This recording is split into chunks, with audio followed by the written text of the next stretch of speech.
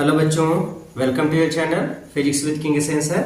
बच्चों, आज हम आप लोगों के लिए लेकर के आए हैं क्लास 12 फिजिक्स के अनसॉल्व पेपर का सेकंड पार्ट, जिसमें हम लोग न्यूमेरिकल सॉल्व करते हैं और ऑप्शनल क्वेश्चंस को अटेम्प्ट करते हैं। आज ये शुरू करते हैं। आज के इस टॉपिक को लेते हैं पहला क्वेश्चन, जो कि सेट 346 BT ये वाला है, जो 2023 का क्वेश्चन पेपर है। बच्चों, पहला क्वेश्चन देखते हैं बहुविकल्पी खंड आ का। आ वाले खंड में जो कि ऑब्जेक्टिव क्वेश्चन है, उसमें पहले वाले का वाला क्वेश्चन देखते हैं। इसमें लिखा है 1/म्यू नॉट एप्सिलॉन नॉट का मात्रक क्या होता है। तो इसमें ऑप्शंस आपके दिए गए हैं: मीटर स्क्वायर प्रति सेकंड स्क्वायर, मीटर प्रति सेकंड, सेंटीमीटर स्क्वायर प्रति मीटर स्क्वायर, सेंटीमीटर प्रति मीटर, सेकंड प्रति मीटर, ये दिया गया है। तो अब इसकी यूनिट पूछा गया है। इसका यूनिट निकालने के लिए सबसे पहले इसका रिलेशन ये होता है बच्चों, C बराबर √1/म्यू नॉट एप्सिलॉन नॉट। ये रिलेशन होता है। रूट को इधर कर दो, रूट इधर आ जाएगा, तो C स्क्वायर बराबर 1/म्यू नॉट एप्सिलॉन नॉट। इसी की यूनिट पूछी गई। C स्पीड ऑफ लाइट होती है। स्पीड ऑफ लाइट का यूनिट मीटर प्रति सेकंड, स्क्वायर कर दो तो ये हो जाएगा मीटर स्क्वायर पर सेकंड स्क्वायर। तो ये वाला ऑप्शन इसका सही होगा। तो कौन सा ऑप्शन सही होगा? ऑप्शन नंबर 1, मीटर स्क्वायर प्रति सेकंड स्क्वायर। ओके, खा वाला क्वेश्चन लेते हैं। खा वाले क्वेश्चन को देखो। खा वाले क्वेश्चन में लिखा है समीकरण, एक समीकरण है। ये बच्चों फोटो इलेक्ट्रिक इफेक्ट से दिया गया है। E बराबर P इंटू सी, जहां पे E एनर्जी है, P संवेग है और C प्रकाश की चाल है। तो इसमें लिखा है कि समीकरण किसके लिए लागू होता है। ऑप्शन है इलेक्ट्रॉन एवं फोटॉन के लिए। तो बच्चों, ये इलेक्ट्रॉन के लिए लागू नहीं होता, क्योंकि इलेक्ट्रॉन जरूरी नहीं स्पीड ऑफ लाइट से चले। दूसरा, फोटॉन के लिए तो लागू होता है, लेकिन इलेक्ट्रॉन के लिए नहीं। सही बात है, फोटॉन स्पीड ऑफ लाइट से चल सकता है, लेकिन इलेक्ट्रॉन नहीं। तो यही वाला ऑप्शन सही होगा। तो इसमें ऑप्शन दूसरा वाला सही होगा कि ये वाला समीकरण फोटॉन के लिए तो लागू होता है, लेकिन इलेक्ट्रॉन के लिए लागू नहीं होता। तीसरा है इलेक्ट्रॉन के लिए लेकिन फोटॉन के लिए नहीं, ये तो गलत होगा। ना इलेक्ट्रॉन ना फोटॉन, ये भी गलत होगा। तो दूसरा वाला ऑप्शन इसमें सही होगा। ओके, तीसरा क्वेश्चन लेते हैं गा वाला। गा वाले क्वेश्चन में लिखा है, जैसे ही एक धातु एवं अर्धचालक के ताप में वृद्धि की जाती है तो क्या होता है। बच्चों, ऑप्शन है दोनों की चालकता बढ़ जाती है। गलत है, क्योंकि जब भी टेम्परेचर बढ़ता है तो टेम्परेचर बढ़ने के कारण जो कंडक्टर होता है उसका रेजिस्टेंस बढ़ जाता है, तो उसकी चालकता कम हो जाती है। लेकिन वहीं पे बात करें सेमीकंडक्टर्स की, अर्धचालकों का टेम्परेचर बढ़ाने पे चालकता बढ़ती है। तो हमको ऑप्शंस दिए गए हैं, दोनों की चालकता बढ़ जाती है, गलत जवाब। दूसरे वाले में लिखा है दोनों की चालकता घट जाती है, ये भी गलत जवाब है। दोनों की चालकता धातु की चालकता बढ़ जाती है, किंतु अर्धचालक की चालकता घट जाती है, ये भी गलत जवाब है, उल्टा दिया है। धातु की चालकता घट जाती है और तथा अर्धचालक की बढ़ जाती है, यही सही है।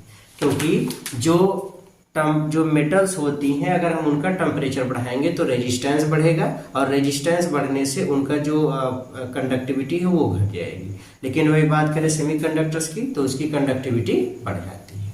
तो ऑप्शन 4 इसमें सही होगा। कौन सा ऑप्शन सही होगा? Option number 4।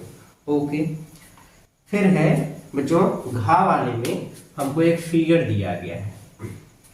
फिगर कुछ इस तरीके से है कि यहाँ पर एक रेजिस्टेंस है, रेजिस्टेंस के साथ एक जंक्शन डायोड जोड़ा गया है, और उसके साथ फिर एक रेजिस्टेंस कंबाइन किया गया है, और पूरे कॉम्बिनेशन को एक सेल या बैटरी से जोड़ दिया गया है। ये इस तरीके से जोड़ा गया है। बैटरी का टर्मिनल बहुत मायने रखेगा इस क्वेश्चन में। ये है 10 ओम का, ये भी है 10 ओम का। एक जंक्शन डायोड है, ये वाला टर्मिनल A है और इधर वाला टर्मिनल B है। हमसे ये कहा गया है कि दिए गए चित्र में ए तथा बी के मध्य तुल्य प्रतिरोध क्या होगा। तो ए और बी के बीच तुल्य प्रतिरोध ज्ञात करने के लिए बच्चों सबसे पहले इस डायोड के जंक्शन को देखो। ये निगेटिव टर्मिनल पे है तो ये निगेटिव टर्मिनल पे होगा, ये भी निगेटिव टर्मिनल पे होगा। ये पॉजिटिव है तो ये भी पॉजिटिव टर्मिनल पे, ये भी पॉजिटिव टर्मिनल पे, मतलब एन टाइप प्लस टर्मिनल पे हो जाएगा और पी टाइप माइनस टर्मिनल पे हो जाएगा। तो डायोड जो होगा वो रिवर्स बायसिंग में हो जाएगा। रिवर्स बायसिंग में होने के कारण कुचालक की तरह व्यवहार करेगा, तो इधर से तो करंट जाएगी ही नहीं। जो भी करंट जाएगी वो 10 ओम वाले रास्ते से होकर के जाएगी। तो सर्किट में टोटल कितने रेजिस्टेंस का सामना करना पड़ेगा? 10 ओम का। तो जो आपको ऑप्शंस दिए गए हैं 10 ओम, 20 ओम, 5 ओम, 15 ओम, इसमें कौन सा ऑप्शन सही होगा? 10 ओम। खाली यही वाला रेजिस्टेंस ही सर्किट में इफेक्टिव है, इसलिए सर्किट में कितनी करंट, कितना रेजिस्टेंस काम करेगा या ए और बी के बीच तो टोटल रेजिस्टेंस कितना होगा? तो आंसर है 10 ओम। क्लियर हो गया? ओके, नेक्स्ट क्वेश्चन लेते हैं। अगला क्वेश्चन है चा वाला। बच्चों जो 5वां है अंगा वाला वो तो आपके सिलेबस में नहीं है इस बार, तो उसको अटेम्प्ट करने की जरूरत नहीं है। चा वाला है एमीटर का नेट प्रतिरोध कम होना चाहिए। बच्चों एमीटर का रेजिस्टेंस कम रखा जाता है जबकि वोल्ट मीटर का रेजिस्टेंस बहुत हायर रखा जाता है। रीजन है एमीटर का प्रतिरोध कम क्यों रखा जाता है, इसमें ऑप्शन दिए गए हैं। यह अधिक गर्म नहीं होता है, गलत जवाब है। यह अधिक धारा नहीं लेता, ये भी गलत जवाब है। यह अधिक धारा नाप सकता है, ये भी गलत जवाब है। यह मापी जाने वाली धारा में प्रेक्षणीय परिवर्तन नहीं करता, यही सही है। मतलब बहुत जब करंट जब जाएगा तो उसमें कोई चेंजिंग नहीं कर सकता, इसीलिए हम उसके रेजिस्टेंस को बहुत ही कम से कम रखते हैं। ऐसा नहीं है कि करंट अगर थोड़ी सी ज़्यादा चली गई तो वो अपने से एडजस्ट करके करंट कितना यूज़ कर रहा है उसको जोड़ करके बताएगा, ऐसा कुछ नहीं कर सकता। इसलिए हमको चाहिए कि रेजिस्टेंस कम से कम रखे ताकि वो एक्यूरेट वैल्यू नाप करके दे। तो option 4 is correct answer. Option तो ऑप्शन नंबर 4 सही होगा। चा वाले में 4th वाला ऑप्शन सही है। अब लेते हैं बच्चों, ये तो अभी तक खंड आ था, अब दूसरे वाले खंड के क्वेश्चन को देखते हैं। खंड बा वाले खंड में तो सबसे पहला हमको बच्चों पहले ही हमने, जैसा कि हमारे आप इस वाले वीडियो का थंबनेल देख करके ही समझ गए होंगे कि हम लोग इस अंशाल वाले में, अभी वाले अंशाल में अभी न्यूमेरिकल सेट को केवल सॉल्व कर रहे हैं, तो न्यूमेरिकल की ही बात करेंगे। जो थ्योरेटिकल पोर्शन है वो हम लोग अलग सीरीज में देखने वाले हैं। ओके, तो पहले दूसरे का गा वाला ये वाला क्वेश्चन है। इस वाले क्वेश्चन में देखिए लिखा है कार्बन 12 6C12 तथा कार्बन 14 6C40 लिखा है, दोनों में कितने प्रोटॉन एवं कितने न्यूट्रॉन की अधिकता है। प्रोटॉन होता है परमाणु क्रमांक की संख्या, तो नंबर ऑफ प्रोटॉन इसमें भी 6 है, इसमें भी 6 है, मतलब दोनों में प्रोटॉन तो एक समान है और दोनों किसके किसके बराबर हैं? 6 के। लेकिन न्यूट्रॉनों की संख्या जो होती है, द्रव्यमान संख्या में से प्रोटॉन घटा दो, तो द्रव्यमान संख्या में से प्रोटॉन घटा दिया तो इसमें जो न्यूट्रॉनों की संख्या हो गई वो हो गई 6। इसमें घटा देंगे तो इसमें न्यूट्रॉनों की जो संख्या हो गई वो हो गई 8। तो पहले से दूसरे में कितने न्यूट्रॉन अधिक है? तो आंसर है 2 न्यूट्रॉन की अधिकता होगी। कितने न्यूट्रॉन अधिक है? 2 न्यूट्रॉन, और प्रोटॉन दोनों में एक समान होंगे। क्लियर हो गया?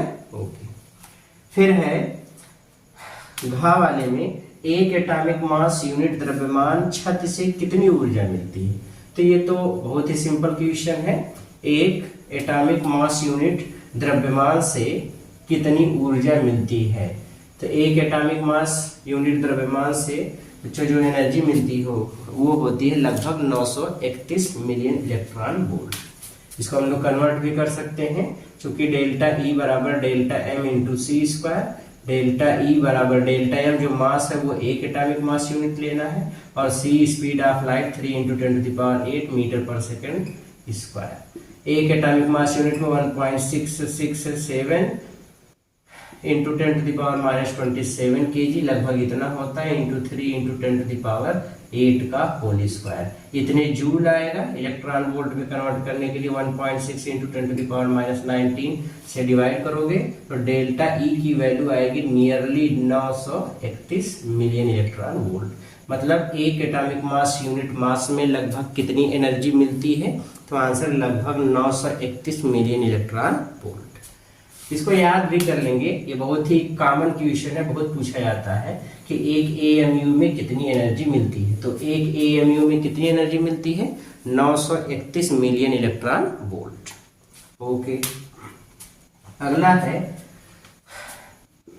ये है क्वेश्चन नंबर दूसरे का वाला। लिखा है इलेक्ट्रिक फील्ड दिया है, किसी स्थान पे एक इलेक्ट्रिक फील्ड है जो है 3I cap plus 4J cap Newton प्रति कूलम है। इस इलेक्ट्रिक फील्ड के अंदर कोई एक तल जिसका पृष्ठीय क्षेत्रफल है वेक्टर A बराबर 10I कैप मीटर स्क्वायर से इस इतने क्षेत्रफल वाले तल को इतने इलेक्ट्रिक फील्ड में रखा गया है। तो आपसे पूछ लिया गया कि तल से होकर गुजरने वाला कितना वैद्युत फ्लक्स होगा, वैद्युत फ्लक्स कितना गुजरेगा, फाई ई की वैल्यू आपको फाइंड करनी है। तो फाई ई कैसे फाइंड करेंगे, फाई ई के लिए फार्मूला हमको पता है, फाई ई बराबर होता है ई डॉट ए। ई की वैल्यू है 3I cap plus 4J cap और ए की वैल्यू है 10I कैप। बच्चों आई कैप वाला रहेगा, खाली आई के साथ गुणा होगा, जीरो टर्म तो जीरो हो जाएगा। तो 10 × 30, आई कैप डॉट आई कैप बराबर 1, तो बराबर कितना हो गया 30। इतने न्यूटन मीटर स्क्वायर प्रति कूलम या इतने वोल्ट मीटर, ये इतना इलेक्ट्रिक फ्लक्स टोटल गुजरेगा। क्लियर हो गया? ओके, तो इतना फ्लक्स गुजरेगा। मिटा दें? Okay, good. नेक्स्ट लेते हैं, अगले वाले क्वेश्चन में देखें जो खंड सा। अब आते हैं खंड सा, तीसरे वाले खंड पे। ये इसमें लिखा है तीसरे वाले क्वेश्चन में, पहला वाला यही वाला न्यूमेरिकल दिया है कि अगर हम हीलियम आयन लेते हैं जिसका एटॉमिक नंबर 2 होता है, कि प्रथम उत्तेजित अवस्था की ऊर्जा की गणना कीजिए। बच्चों, उत्तेजित अवस्था का मतलब प्रथम उत्तेजित अवस्था, द्वितीय उत्तेजित अवस्था का क्या मतलब होता है, इस मतलब को समझो। देखो, जैसे मान लो कि ये परमाणु है, परमाणु के बाहर इस कक्षा में इलेक्ट्रॉन है, इसके बाहर की जितनी कक्षाएं हैं ये सभी कक्षाएं रिक्त हैं। तो अगर ये वाला इलेक्ट्रॉन एनर्जी को लेकर के इसके बाद वाली यहाँ पे चला गया, तो ये वाली कक्षा कहलाएगी इसकी प्रथम उत्तेजित कक्षा। प्रथम उत्तेजित कक्षा ये है। अब अगर पूछ लिया n बराबर कौन सी कक्षा प्रथम उत्तेजित कक्षा है, तो ये पहली कक्षा है, दूसरी है, मतलब n बराबर जो दूसरी कक्षा है ये इस परमाणु के लिए प्रथम उत्तेजित कक्षा हुई। अगर यही से ये वाला इलेक्ट्रॉन यहाँ पे चला जाता तो पहली दूसरी, मतलब ये हो जाता द्वितीय उत्तेजित कक्षा। और द्वितीय उत्तेजित कक्षा यहाँ पे कौन सा होता, तो n बराबर 1 2 3, मतलब n बराबर 3, ये दूसरी उत्तेजित कक्षा होती। ओके, तो आपसे जो क्वेश्चन में कहा है, तो क्वेश्चन में लिखा है कि हीलियम Z बराबर 2 की प्रथम उत्तेजित कक्षा में ऊर्जा की गणना कीजिए, या प्रथम उत्तेजित अवस्था में ऊर्जा की गणना कीजिए। अब यहाँ पे बात करें हीलियम की, तो हीलियम के पास बच्चों बस खाली एक बाहरी कक्षा होगी जिसमें इलेक्ट्रॉन होगा, इसके बाहर वाली कक्षाएं सभी रिक्त होंगी। तो अगर इसका इलेक्ट्रॉन यहाँ पे जाएगा तो ये वाली कक्षा इसकी क्या कहलाएगी, प्रथम उत्तेजित कक्षा। ये प्रथम उत्तेजित कक्षा है। तो अगर इलेक्ट्रॉन यहाँ से यहाँ जाएगा तभी He+ बन पा रहा है, तो ये प्रथम उत्तेजित कक्षा है इसकी। तो प्रथम उत्तेजित कक्षा कौन सी है, n बराबर 2 वाली। अच्छा, प्रथम उत्तेजित कक्षा या इस ऊर्जा स्तर की ऊर्जा कितनी होगी, तो इसकी एनर्जी हमसे पूछा है। तो एनर्जी का फार्मूला हमको पता है, -13.6 × Z²/n², इतना इलेक्ट्रॉन वोल्ट। ये किसी भी परमाणु की होती है। तो पहली उत्तेजित कक्षा की ऊर्जा पूछा है, तो E बराबर -13.6 × Z की वैल्यू 2, तो 2 का स्क्वायर, 2 का स्क्वायर, इतनी गंदी राइटिंग, -13.6 × 2 का स्क्वायर डिवाइड बाई n बराबर, n की वैल्यू भी कितनी है 2, तो 2 का स्क्वायर, ये इससे कैंसिल, तो E की वैल्यू कितनी आ गई, -13.6 इलेक्ट्रॉन वोल्ट। मतलब कितने इलेक्ट्रॉन वोल्ट ऊर्जा उत्सर्जित होगी सारी पहली उत्तेजित अवस्था की कितनी ऊर्जा होगी, -13.6 इलेक्ट्रॉन वोल्ट। ओके, मिटा दें, गुड। नेक्स्ट क्वेश्चन लेते हैं हम लोग। अगला क्वेश्चन देखिए। नेक्स्ट क्वेश्चन है बच्चों, आप अब देखेंगे खंड द। अब इसमें कोई न्यूमेरिकल नहीं है, तो नेक्स्ट वाला खंड लेते हैं, खंड द। इस वाले खंड में खा वाला क्वेश्चन देखेंगे, चौथे का खा वाला। लिखा है एक धातु का कार्यफलन 2.5 × 10⁻⁻9 जूल है। तो इसमें कार्यफलन मतलब W दिया गया, वर्क फंक्शन कितना दिया गया है, 2.5 × 10⁻⁻9 जूल, इतनी है। यदि इस धातु में 6 × 10⁻14 हर्ट्ज आवृत्ति का प्रकाश किरण पुंज डाला जाए, मतलब जो इंसिडेंट लाइट या फोटॉन है उसकी फ्रीक्वेंसी कितनी दी गई है, तो उसकी फ्रीक्वेंसी दी गई है 6 × 10⁻14 हर्ट्ज, 6 × 10⁻14 हर्ट्ज इतनी दी गई है। आपसे बोला गया है डाला जाए तो संस्तब्ध विभव की गणना कीजिए। तो आपको फाइंड करना है संस्तब्ध विभव, स्टॉपिंग पोटेंशियल, ये आपको फाइंड करना है। सॉरी, V आपको फाइंड करना है, स्टॉपिंग पोटेंशियल V। बच्चों W, न्यू और V, इसके बीच रिलेशन हम लोग आइंस्टीन के प्रकाश वैद्युत समीकरण से प्राप्त करते हैं। तो प्रकाश वैद्युत समीकरण से, आइंस्टीन का प्रकाश वैद्युत समीकरण क्या है कि आपतित फोटॉनों की ऊर्जा किसके बराबर होती है, तो आपतित फोटॉनों की ऊर्जा जो ये है, फिर प्लस वर्क फंक्शन इसके बराबर होती है। ये तो है इक्वेशन।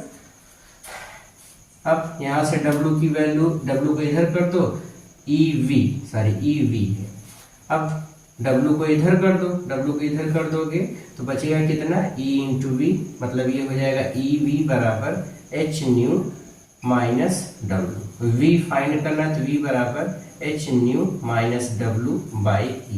वैल्यू पुटअप कर लेते हैं। V बराबर h Planck constant 6.6 × 10⁻34 minus W की वैल्यू कितनी है, 2.5 × 10⁻9 divide by h into nu भी है, तो न्यू का गुणा कर लीजिए, इंटू न्यू की वैल्यू किसके बराबर है, 6 × 10⁻14 हर्ट्ज, माइनस W कितना है, 2.5 × 10⁻9 डिवाइड बाई E की वैल्यू इलेक्ट्रॉन पर आवेश इतना होता है। अब पूरा आप कैलकुलेट करोगे तो V की वैल्यू आएगी 0.91 इतने वोल्ट, लगभग इसके बराबर मिलती है। ये ठीक है, ओके। आप कैलकुलेट करके देख लेंगे, लगभग इसके बराबर इसकी वैल्यू होगी। ये आइंस्टीन के फोटो इलेक्ट्रिक इक्वेशन से ये वाली चीज ली गई है। ओके, नेक्स्ट क्वेश्चन लेते हैं, क्वेश्चन नंबर चौथे का घा वाला, चौथे का घा।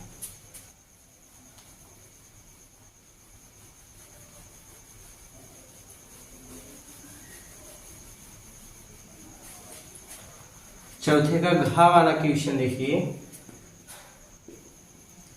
क्वेश्चन है बच्चों, लिखा है 1.732 अपवर्तनांक से बने समबाहु प्रिज्म के लिए, समबाहु प्रिज्म है तो प्रिज्म कोण कितना होगा, 60 है। ओके, अपवर्तनांक है 1.732 जो की वैल्यू है √3 की, इतना है के लिए अल्पतम विचलन कोण का मान ज्ञात कीजिए, डेल्टा m इसके लिए फाइंड करना है। दूसरा, इस विचलन कोण के लिए आपतन कोण क्या है, आपको I की वैल्यू फाइंड करनी है। ओके, तो सबसे पहले हम लोग विचलन कोण के लिए, अब प्रिज्म के अपवर्तनांक के लिए सूत्र क्या होता है, तो प्रिज्म के अपवर्तनांक का सूत्र लगाएंगे।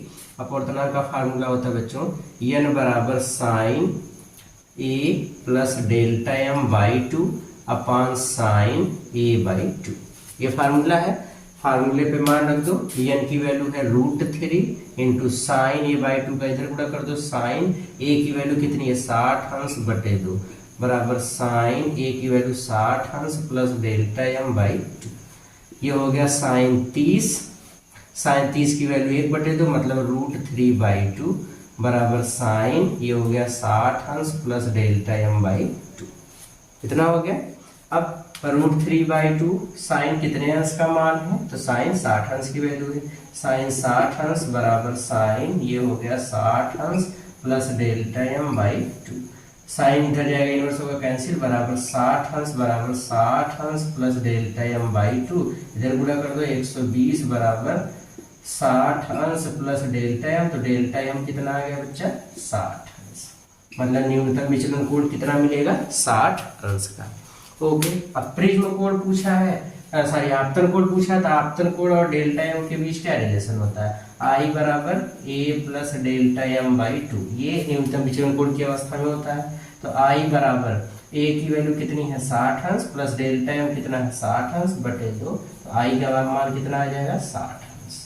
ये भी कितना आएगा? 60 अंश। ओके, तो इस तरीके से क्वेश्चन को सॉल्व करना था। नोट कर लिए? मिटा दें? Okay, very good. Next question देखते हैं अगले वाले क्वेश्चन में क्या दिया गया है। अगले वाले क्वेश्चन में बच्चों क्वेश्चन नंबर 5 इसी वाले खंड में 5वें वाले क्वेश्चन में पहला 5वें का क्वेश्चन नंबर 5 का इंटरेस्टिंग क्वेश्चन है। ध्यान से देखिए, क्वेश्चन नंबर 5वें के में लिखा 20 सेंटीमीटर फोकस दूरी का एक अपसारी मतलब अवतल लेंस तथा 30 सेंटीमीटर फोकस दूरी का एक अभिसारी मतलब उत्तल लेंस एक ही मुख्य अक्ष पर परस्पर 15 सेंटीमीटर की दूरी पर रखते हैं। बच्चों, आपको ये कहा गया कि एक प्रिंसिपल एक्सिस पे 2 लेंस रखे गए हैं, ये एक अवतल लेंस और ये एक उत्तल लेंस। दोनों के प्रकाशिक केंद्रों के बीच की दूरी कितनी है? 15 सेंटीमीटर। इसकी फोकस दूरी है 20 सेंटीमीटर। अवतल लेंस की फोकस दूरी माइनस में होती है। उत्तल लेंस इसकी फोकस दूरी है 30 सेंटीमीटर। आपसे क्वेश्चन में कहा है मुख्य अक्ष से एक वस्तु को कितनी दूरी पर रखा जाए कि उसका प्रतिबिंब अनंत पे बने।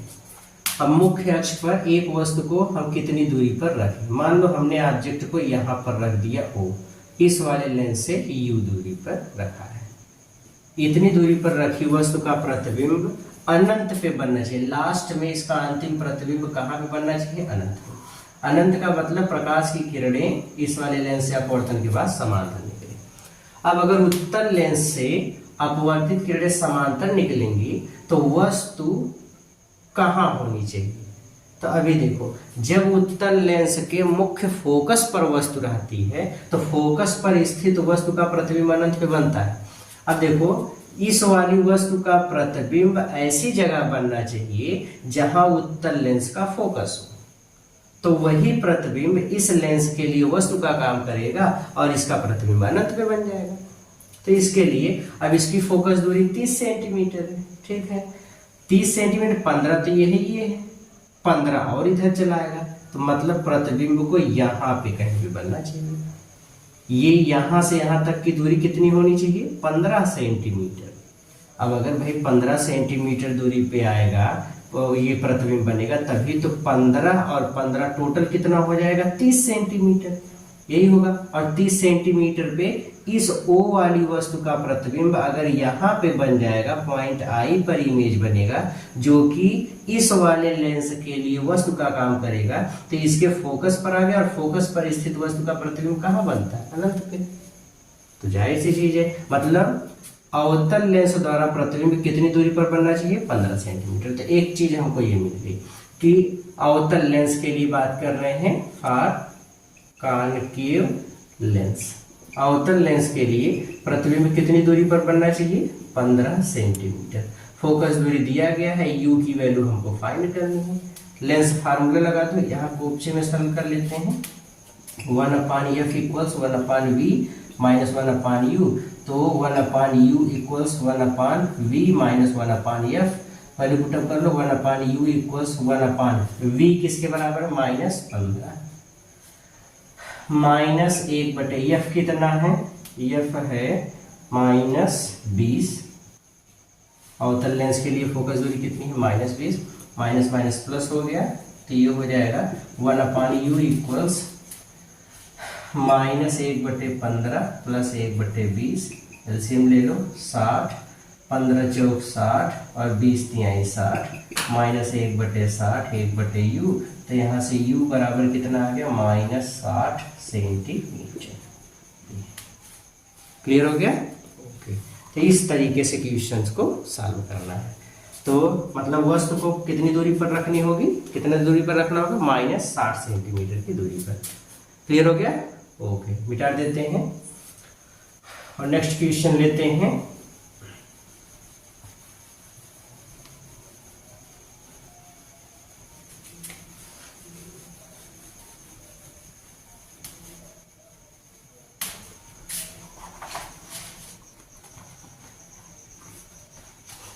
अगला क्वेश्चन है 5वें का गा वाला। इस वाले क्वेश्चन में बच्चों एक फिगर बनाया है और फिर आपसे पूछ लिया गया है दिए गए परिपथ में एमीटर द्वारा मापी गई धारा ज्ञात कीजिए। व्हीटस्टोन सेतु का सिद्धांत लिखिए, that is portion of theory. वैसे जानते रहिए व्हीटस्टोन सेतु का सिद्धांत क्या है, वही वाला आपको थ्योरी बताना है कि अगर 4 प्रतिरोध हों आपस में श्रेणी क्रम और समांतर क्रम में जुड़ करके एक चतुर्भुज का निर्माण करें, तो उस स्थिति में ये चीज होता है कि अगर मान लीजिए अब 4 चतुर्भुज बोल रहे हैं, 4 भुजा और 4 प्रतिरोधों को आपस में श्रेणी क्रम समांतर क्रम में ऐसे जोड़ करके अगर हम एक चतुर्भुज का निर्माण करते हैं, जैसे ये P है, ये Q है, ये R है, ये S है, और बीच में एक रेजिस्टेंस और जोड़ दिया, ये सपोज ये R डैश है, और यहाँ से एक सेल और बैटरी से ऐसे कनेक्शन दे दिया। अगर बच्चों ऐसा होगा कि P/Q इक्वल्स R/S होगा, तो उस स्थिति में इस प्रतिरोध में कोई धारा नहीं जाएगी, ये प्रतिरोधहीन होगा, ये मतलब प्रभावहीन होगा। या हम ये मान ली इन दोनों पॉइंट का पोटेंशियल सेम है, VB मान लो ये पॉइंट A है, ये B है, ये C है, ये D है, तो ABCD में अगर पॉइंट B का पोटेंशियल पॉइंट D के पोटेंशियल के बराबर होगा तो व्हीटस्टोन ब्रिज संतुलन की अवस्था में होगा, और संतुलन की अवस्था में प्रतिरोधों का एक निश्चित अनुपात होता है, जिसको हम लोग इससे दिखाते हैं P/Q इक्वल्स R/S। ये जब थ्योरी वाला टॉपिक हम लोग सॉल्व करेंगे तो उसमें आपको वीडियो में मिल जाएगा, जल्दी ही वो सारे पोर्शन अपलोड होंगे, वीडियो सब कुछ बन करके रेडी है, बस खाली अपलोड करना है। ओके, तो उसमें आप देखेंगे तो थ्योरेटिकल वाले पोर्शन में आपको ये चीज़ अच्छे से डिटेल में बताई गई है। ओके, मिटा दें। फिलहाल क्वेश्चन पे चलते हैं, जो इस टॉपिक पे न्यूमेरिकल हमको दिया गया है उस पर, क्योंकि ये न्यूमेरिकल का खाली खंड है, तो न्यूमेरिकल वाले सीरीज पे चलते हैं। जो फिगर पहले ड्रा कर लेते हैं, फिगर में है एक रेजिस्टेंस, दूसरा और तीसरा, फिर उसी के नीचे 1 2 3, ये बीच में एक रेजिस्टेंस यहाँ, एक रेजिस्टेंस यहाँ पे, और ये जुड़ा है एक 60 वोल्ट की बैटरी, एक एमीटर, ये इस तरीके से जोड़ा गया है।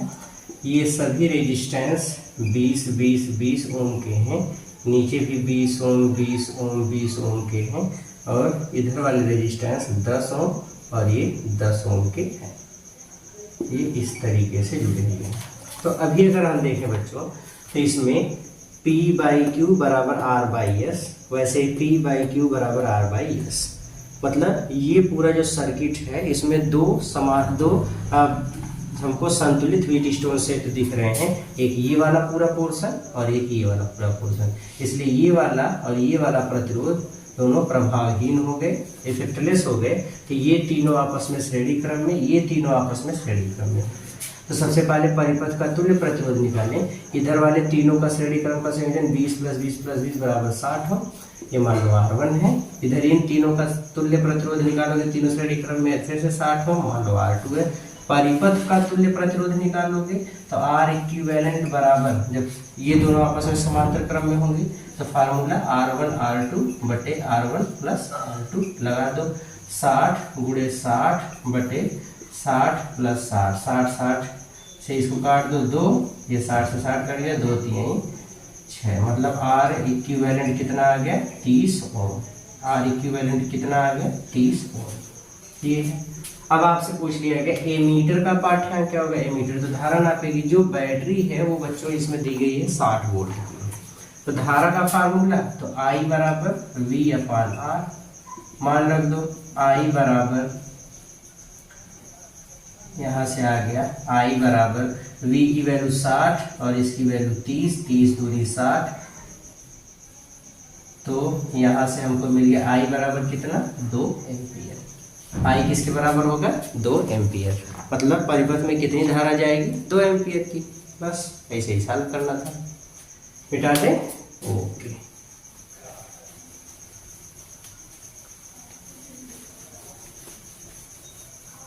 लेते हैं बच्चों नेक्स्ट क्वेश्चन। अगला क्वेश्चन है क्वेश्चन नंबर 5 का लास्ट, 5 का अगला वाला क्वेश्चन। लिखा है यदि ड्यूट्रॉन नाभिक तथा अल्फा कण की बंधन ऊर्जा प्रति न्यूक्लियन क्रमशः 1.25 मिलियन इलेक्ट्रॉन वोल्ट तथा 7.4 मिलियन इलेक्ट्रॉन वोल्ट हो तो निम्नलिखित अभिक्रिया में Q का मान ज्ञात कीजिए। बच्चों आपको बाइंडिंग एनर्जी दी गई है, अल्फा कण की बंधन ऊर्जा कितनी है, और फिर दे दी गई है बाइंडिंग एनर्जी पर न्यूक्लियन दी गई है ड्यूट्रॉन की। ड्यूट्रॉन 1H2, इसकी बंधन ऊर्जा प्रति न्यूक्लियन दी गई है 1.25 मिलियन इलेक्ट्रॉन वोल्ट, इतना दी गई है। अल्फा कण की बंधन ऊर्जा प्रति न्यूक्लियन, अल्फा कण की, अल्फा पार्टिकल जो कि 2He4 होता है, इसकी बंधन ऊर्जा प्रति न्यूक्लियन दी गई है 7.4 मिलियन इलेक्ट्रॉन वोल्ट है। अब बच्चों एक रिएक्शन हमको दिया गया है 2,1H2, ये आपस में जुड़ करके 2He4 मतलब एक अल्फा कण में बदल रहा है और साथ में कुछ एनर्जी निकल रही है। तो आपसे पूछा गया है Q की वैल्यू कितनी होगी। अब इसको कैसे सॉल्व करेंगे, तो इसको सॉल्व करने के लिए देखिए सबसे पहले इसमें आप देखोगे बच्चों कुल कितने न्यूक्लियन होते हैं। तो इसमें 2 न्यूक्लियन होते हैं, ड्यूटेरियम में या न्यूट्रॉन में 2 न्यूक्लियन होते हैं। एक न्यूक्लियन कितनी होगी, तो 2 की कितनी होगा, 2 से गुणा कर दो। तो ये 2 तो पहले ही था और 2 और फिर गुणे, इसकी कितनी एनर्जी 1.25 बराबर एक अल्फा कण की कितनी एनर्जी होगी। अभी ध्यान से देखो एक अल्फा कण की कितनी एनर्जी होगी। तो एक अल्फा पार्टिकल में कुल कितने न्यूक्लियन होते हैं 4 और एक की इतनी एनर्जी है, तो इसको यहाँ पे गुणा कर दो। एक न्यूक्लियन के पास इतनी एनर्जी है, ये बंधन ऊर्जा प्रति न्यूक्लियन है, प्रति मतलब एक, और इसमें कुल कितने न्यूक्लियन है 4, तो इससे गुणा कर दो। फिर प्लस Q, सरल कर लेंगे। इसको सरल करोगे तो बच्चों 2 दूनी 4, 4 से गुणा करो, 4 5 20, 4 दूनी 8 2 10, 4 एकम 4 1 5, इतने मिलियन इलेक्ट्रॉन वोल्ट। ये होगा 4 चौक 16, 4 7 28 से 29, इतने million electron volt plus Q। Q बराबर निकालोगे इधर जाएगा घट जाएगा, मतलब इतनी एनर्जी की और रिक्वायरमेंट हो जाएगी। तो ये इतना घटा दोगे तो कितना आ जाएगा, लगभग 24.6 मिलियन इलेक्ट्रॉन वोल्ट।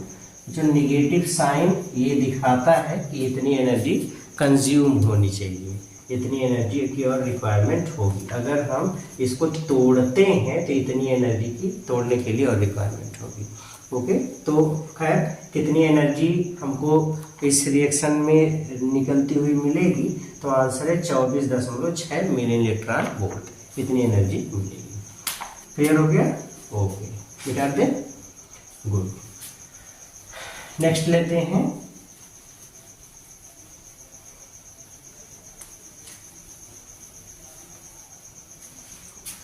अगले वाले खंड में। देखिए अब लेते हैं बच्चों खंड या वाला, द था, अब लेते हैं खंड या। ये इसमें क्वेश्चन नंबर 6 ही पहले क्वेश्चन न्यूमेरिकल में दे दिया है। अभी तो आंशिक रूप से भरे, अब इसमें एक डेरिवेशन पूछा गया है। आंशिक परावैद्युत पदार्थ से भरे समांतर पट्ट संधारित्र की धारिता के लिए व्यंजक प्राप्त कीजिए। तो आपको फार्मूला ड्राइव करना है, और कौन सा फार्मूला ड्राइव करना है मैं आपको बता भी दूं। तो इसके लिए फार्मूला आपको पता होना चाहिए, धारिता का फार्मूला ज्ञात करना है, जो कि होता है epsilon not a upon D minus T plus T by T.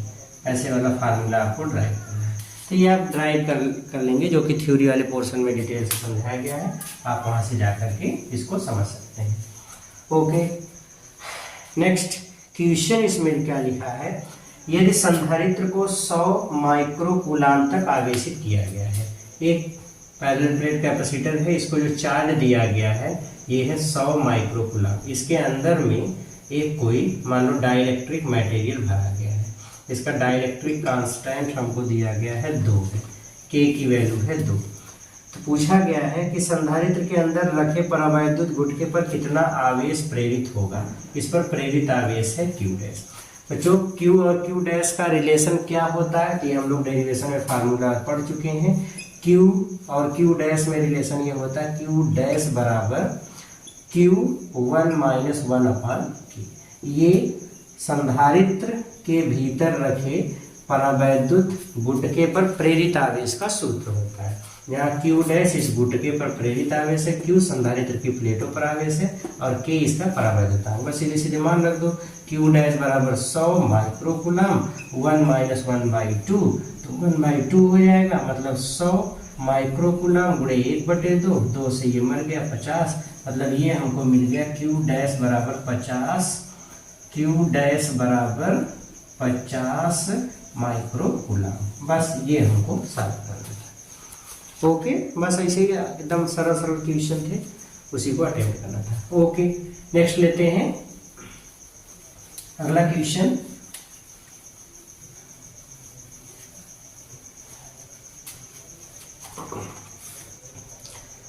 अगला क्वेश्चन है बच्चों क्वेश्चन नंबर 7। 7वां सवाल है, लिखा है फ्लेमिंग के बाएं हाथ का नियम लिखिए। बच्चों फ्लेमिंग के बाएं हाथ का नियम ये वाला नियम है, जिसमें अंगूठा फोर्स की डायरेक्शन को दिखाता है, चुंबकीय क्षेत्र की दिशा को तर्जनी अंगुली के द्वारा दिखाया जाता है, और ये या तो धारा की दिशा या फिर आवेशित कण की गति की दिशा को बताता है। तो ये धारा की दिशा हो गई, और ये फोर्स की डायरेक्शन, और ये क्या है चुंबकीय क्षेत्र। तीनों अंगुलियों को ऐसे एडजस्ट करके और फिर उसी को डिफिनेशन में बांट देना है। थ्योरी वाला पोर्शन है, वहाँ भी पढ़ेंगे। खैर न्यूमेरिकल है, एक आवेशित कण है Q 1.0 × 10⁻⁹ कूलाम का है। चुंबकीय क्षेत्र है B बराबर 4i cap plus 3j cap. हम इसका अगर परिमाण निकालें तो ये हो जाएगा √4 का स्क्वायर प्लस 3 का स्क्वायर बराबर 5 का स्क्वायर, दैट मीन्स 5 इतने टेस्ला। ये हो गया।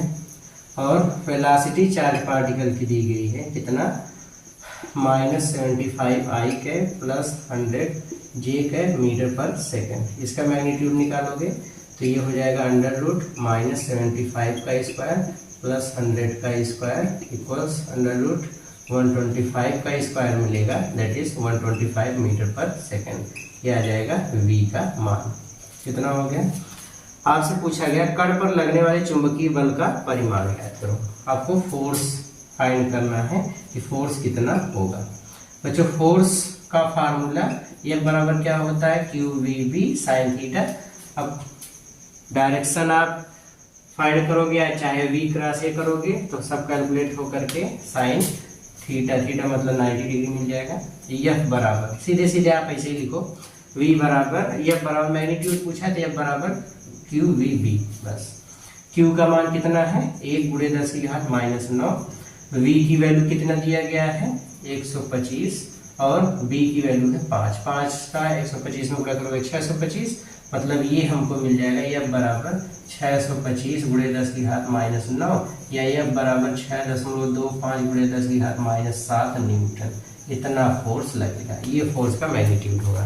फिर से देखो पहले क्यू दिया गया था, वेक्टर वी दिया था, मैग्नीट्यूड निकाल लिया, वेक्टर वी दिया था, मैग्नीट्यूड निकाल लिया, एफ बराबर होता है क्यू वी बी, तो एफ में इसी का मान रख दिया, सरल कर लिया, तो ये इसका मान हो जाएगा। लैरेंजबर्ग का फार्मूला वैसे होता है एफ बराबर Q V B sine theta, but maximum force की जब बात होती है तो साइन थीटा का मान 1 या साइन थीटा का मान 90 डिग्री लेकर के तब मैक्सिमम फोर्स की वैल्यू कैलकुलेट करते हैं। ओके, नेक्स्ट क्वेश्चन लेते हैं। अगला क्वेश्चन है बच्चों क्वेश्चन नंबर 8। क्वेश्चन नंबर 8 देखिए, 8 में एक सर्किट बनाया गया है, अल्टरनेटिंग करंट सर्किट है, ये एक अल्टरनेटिंग सोर्स से जोड़ा गया है। ये वोल्टेज है जो कि चेंज होता है 400 साइन 10 पाई टी, इसके अकॉर्डिंग इसका वोल्टेज है 80 वोल्ट, ये भी है 80 वोल्ट और ये है 200 ओम। आपको क्या क्या चीज फाइंड करना है क्वेश्चन में? पहला, धारा का मान ज्ञात करना है, धारा कितनी होगी, सपोज मैक्सिमम करंट हम मान लेते हैं, ये हमको फाइंड करना है। दूसरा, प्रतिरोध पर विभवांतर VL फाइंड करना है। तीसरा, आपको फाइंड करना है L व C के बीच कलांतर। पहले तो अगर सर्किट देखो बच्चों, तो सर्किट है LCR सर्किट, ये दिया गया है इंडक्टर का वोल्टेज VL बराबर, ये कैपेसिटर का वोल्टेज VC बराबर, और ये इसका वोल्टेज नहीं पता है। अभी हम क्वेश्चन में देखें तो फिगर से हमको क्लियर है कि VL बराबर VC है, मतलब ये श्रेणी अनुनाद परिपथ हो गया। तो दिया गया परिपथ कैसा हो जाएगा? श्रेणी अनुनाद परिपथ। और श्रेणी अनुनाद परिपथ में जब VL बराबर VC होता है तो धारा और वोल्टेज के बीच का कलांतर 0 होता है, मतलब फाई बराबर 0। पहला तो एक आंसर ही मिल गया।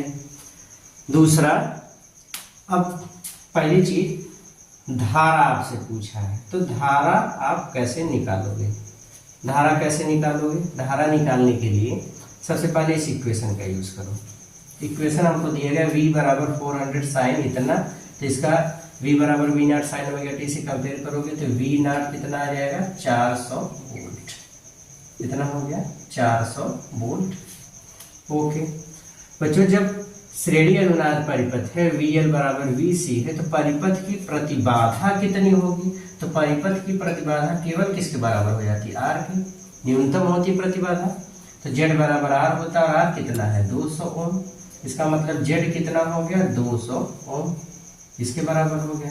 अच्छा, तो धारा कितनी जाएगी? तो करंट का फार्मूला, करंट बराबर वोल्टेज अपॉन रेजिस्टेंस। तो करंट बराबर वोल्टेज कितना है? 400, रेजिस्टेंस कितना है? 200, सरल कर लिया तो I किसके बराबर आ गया? 2 एम्पियर।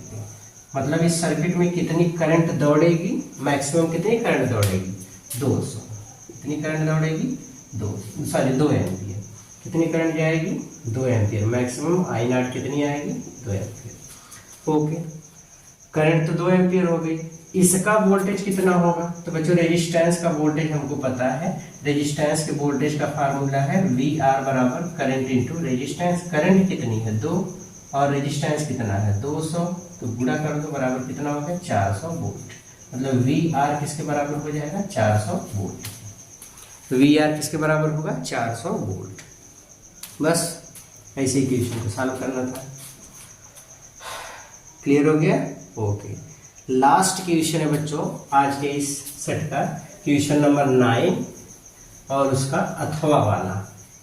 ये सभी लॉन्ग आंसर टाइप के क्वेश्चन थे बच्चों। अगर न्यूमेरिकल आपके खूब अच्छे से और आप सटीक ढंग से न्यूमेरिकल लगा ले गए तो आपके फिजिक्स में बोर्ड एग्जाम में बहुत अच्छे नंबर आने की संभावना है, क्योंकि न्यूमेरिकल अगर सही है तो बिल्कुल आपको पूरे के पूरे अंक मिलते हैं। क्वेश्चन नंबर 9 और इसका अथवा वाला हम लोग सेट सॉल्व करने वाले हैं। अथवा वाला क्वेश्चन, प्रकाशिक पथ क्या होता है? तो ये तो थ्योरेटिकल चीज है, डेफिनेशन है। प्रकाश जितने समय में दूरी निर्वात में तय करती है, उतना ही अगर यह अपवर्तनांक वाले माध्यम में तय करेगा तो यह अपवर्तनांक वाले माध्यम में उतने ही समय में जितनी दूरी तय करता है, यानी इंटू डी, वही प्रकाशिक पथ है। ये सारी चीजें। खैर, एक कांच के गुटके में 6000 एंगस्ट्रॉम का एक वर्डी प्रकाश आपतित है। आपतित प्रकाश आई इंसिडेंट की वेवलेंथ है 6000 एंगस्ट्रॉम। गुटके का अपवर्तनांक n है 1.5। गुटके से परावर्तित एवं अपवर्तित किरणों की चाल, परावर्तित किरणों की चाल नहीं बदलेगी। अगर y में आ रहा है तो 3 × 10⁸ मीटर पर सेकंड है, परावर्तन के बाद दूसरी चाल से चलेगी। अपवर्तित किरण की चाल कितनी होगी? अपवर्तित किरण की चाल मान लो v है, ओके। और y में प्रकाश की चाल होती कितनी है? 3 × 10⁸ मीटर पर सेकंड। तो v निकाल लो, v बराबर c/n। v बराबर अपवर्तित किरण की चाल, v क्या है? अपवर्तित किरण की चाल है। v बराबर c का मान 3 × 10⁸ अपान 1.5, 15 दूनी 30, मतलब v कितना आ गया? 2 × 10⁸ मीटर पर सेकंड। मतलब अपवर्तित किरण किस चाल से चलेगी? 2 × 10⁸ मीटर पर सेकंड की चाल से चलेगी, ओके। लेकिन अपवर्तित किरण की तरंग दैर्घ्य निकालना है। अपवर्तित किरण की तरंग दैर्घ्य मान लो लैम्डा r है, लैम्डा रिफ्लेक्टेड, ये आपको फाइंड करना है। तो बच्चों n का लैम्डा के टर्म में फार्मूला होता है λ1 अपान λ2, मतलब lambda i upon lambda r। तो लैम्डा r बराबर lambda i upon n। 6000 angstrom divide by 1.5, 15 चौक 60, मतलब 4000। तो लैम्डा r कितना आ जाएगा? 4000 एंगस्ट्रॉम। ये हो जाएगा अपवर्तित तरंग की तरंग दैर्घ्य, ओके। तो ये आज के ट्यूशन का ये वाला सेट था और इस तरीके से हम लोगों को सॉल्व करना था। तो मेहनत से पढ़ते रहिए, सॉल्व करते रहिए। मिलते हैं नेक्स्ट सेट में। बच्चों, जितने भी क्वेश्चन के प्रैक्टिस सेट आपको कराए जाते हैं, आप न्यूमेरिकल्स खूब अच्छे से प्रैक्टिस करिए, लगाते रहिए। न्यूमेरिकल आपने खूब अच्छे से लगा डाला तो फिर आपने नंबर पा डाला, खाते ने अगर मेहनत कर डाला तो लाइफ तब मस्त है। तो आप खूब अच्छे से मेहनत करते रहिए। मिलते हैं नेक्स्ट वीडियो में, तब तक पढ़ते रहिए, मेहनत करते रहिए। All the very very very best.